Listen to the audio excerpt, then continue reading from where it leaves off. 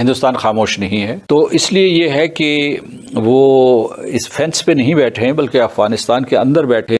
پاکستان جو ہے وہ افغان طالبان کے ساتھ جو ہے اس کے بہت اچھے تعلقات ہیں، جبکہ جو گراؤنڈ ریالٹی ہے وہ بالکل بہت زیادہ ڈیفرنٹ ہے۔ وہاں اس وقت بھارت کا انفلوئنس بہت زیادہ ہے۔ دوحہ میں ٹاک ہو رہی ہیں، پہلی بار کابل کی حکومت اور افغانستان کی حکومت بیٹھی ہے۔ دیکھیں جی، انڈیا جا کے وہاں پر بیٹھ گیا ہے۔ Afghan government as a whole Pakistan کے سخت خلاف ہے کہ انڈین انفلوئنس اتنا زیادہ ہے افغان حکومت پر کہ انہوں نے کوشش کر کے پاکستان کو ان مذاکرات سے دور رکھا ہے۔ فرسٹ از ناردرن الائنس، جو کہ حکومتی الائنس ہے، جو حکومت میں آیا ہے، جس نے فتح کر کے آیا ہے، اور وہ ایک خاص سیکٹ ہے جو ایران کے بہت نزدیک ہے۔ اس کا پاکستان سے دوستی نہیں، اس کی پاکستان سے دشمنی ہے۔ بالکل ٹھیک ہے جی۔ اور رشید دوستم وغیرہ جو اس کے لیڈرز ہیں وہ پاکستان کو بہت اچھا نہیں سمجھتے۔ تو یہ جو first of all northern alliance اس وقت مکسڈ کولیشن گورنمنٹ میں پشتونز کے ساتھ بیٹھ کے آیا کہ کابل کے اندر، کابل میں جو پشتون گورنمنٹ ہے وہ بنیادی طور پہ ناردرن الائنس اس کو پیچھے سے بیک کر رہا ہے، اور اس کی وجہ سے وہ آگے سٹیبل آپ کو نظر آتے ہیں۔ ڈیفینیٹلی امریکنز بھی اس کے اندر ہیں۔ Afghan government as a whole Pakistan کے سخت خلاف ہے۔ ہم نہیں مانتے، ہم ان کا سفیر آ کے کسی سے مل لیتا ہے، ہم ڈفلی بجانا شروع کر دیتے ہیں اور کئی بار بغلیں بجانا شروع کر دیتے ہیں، اور ہم کہتے ہیں بہت بڑے چیمپئن ہیں، وہ آ کے ہمارے ساتھ بات کر رہے ہیں۔ لیکن حقیقت میں یہ جو گورنمنٹ ہے، جو سٹیبل گورنمنٹ ہے، وہ موجودہ گورنمنٹ حد درجے خلاف ہے پاکستان کے، سر بمائے عوام کے۔ میں کچھ افغانی اسٹوڈنٹس کے ساتھ لندن میں پڑھتا رہا ہوں، آپ یقین کریں کہ وہ پاکستان کے حد درجہ خلاف ہیں۔ یہ یہاں باتیں جو ہیں لوگ سمجھ نہیں رہے۔ تو ایک آپ کا فیکٹر ہو گیا ناردرن الائنس، ایک فیکٹر ہو گیا آپ کا گورنمنٹ، ایک فیکٹر آپ کا ہے طالبان۔ طالبان کے اندر انڈین طالبان بھی موجود ہیں جو کہ انڈین انفلوئنسڈ ہیں، ایرانین انفلوئنسڈ بھی ہیں، پاکستانی انفلوئنسڈ بھی ہیں، ایجنسیز انفلوئنسڈ بھی ہیں، امریکن انفلوئنسڈ بھی ہیں۔ اس کا مطلب ہے کہ ہمارا جو لیٹیچیوڈ ہے طالبان کے اوپر، وہ ایک فیکٹر ہے جس کی وجہ سے ہم طالبان کو، جو پاکستان کی بات مانتے ہیں، ان کو ہم لے کے کسی بھی سٹیج پہ آگے لا سکتے ہیں۔ اب جب آپ سٹیک ہولڈرز کی بات کرتے ہیں تو میں آج بڑی تکلیف سے یہ عرض کروں گا کہ پاکستان کے امریکہ کے ساتھ تعلقات جو ہیں وہ ایک اسٹریٹجی کے تحت خراب کیے گئے ہیں۔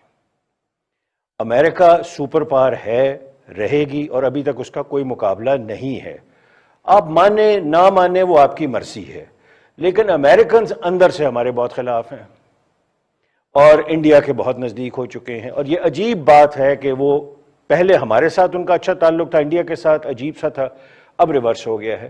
تو جو سٹیک ہولڈرز ہیں آپ کے، Taliban and all this including the government, ان میں سے 95% تو آپ کے خلاف ہیں کہ آپ ان کے معاملات میں انٹرفیئر نہ کریں، آپ ان کو اپنے فیصلے کرنے دیں۔ لیکن ہم 35 سال سے کہہ رہے ہیں نہیں، فیصلہ ہم نے کرنا ہے۔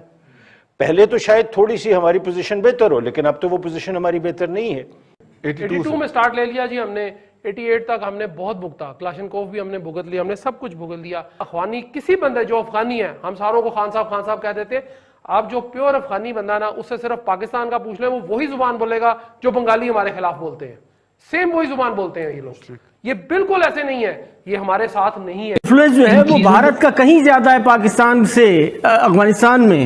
جی بالکل آپ ٹھیک کہہ رہے ہیں، وہ اس لیے زیادہ ہے کہ بھارت نے ایک ان کے ساتھ کھیل کھیلا ہے کہ بھارت نے افغانستان میں کچھ انویسٹمنٹ کی ہے، اور ان کو یہ یقین دلایا ہے کہ بھارت جو ہے وہ افغانستان کے لیے، ان کے پیس کے لیے بہت بڑا کام کرنا چاہتا ہے۔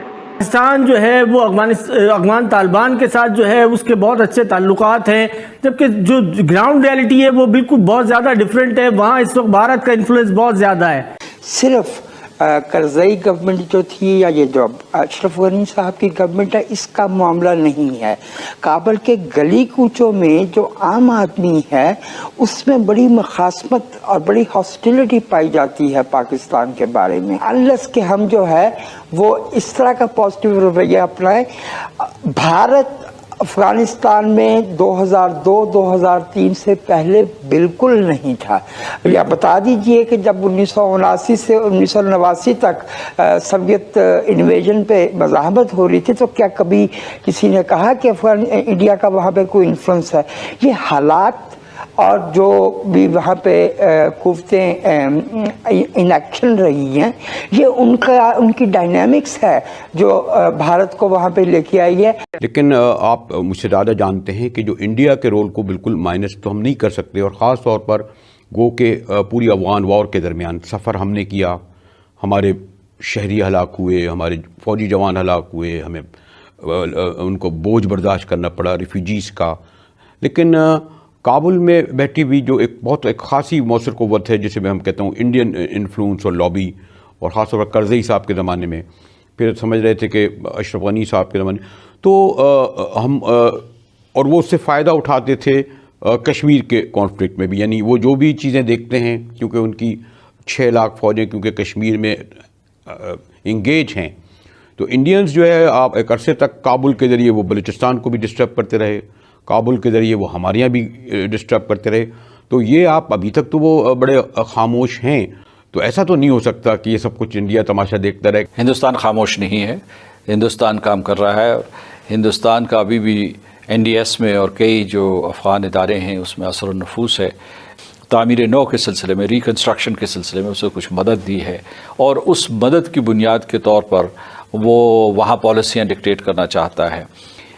तो इसलिए ये है कि वो इस फेंस पे नहीं बैठे हैं, बल्कि अफ़गानिस्तान के अंदर बैठे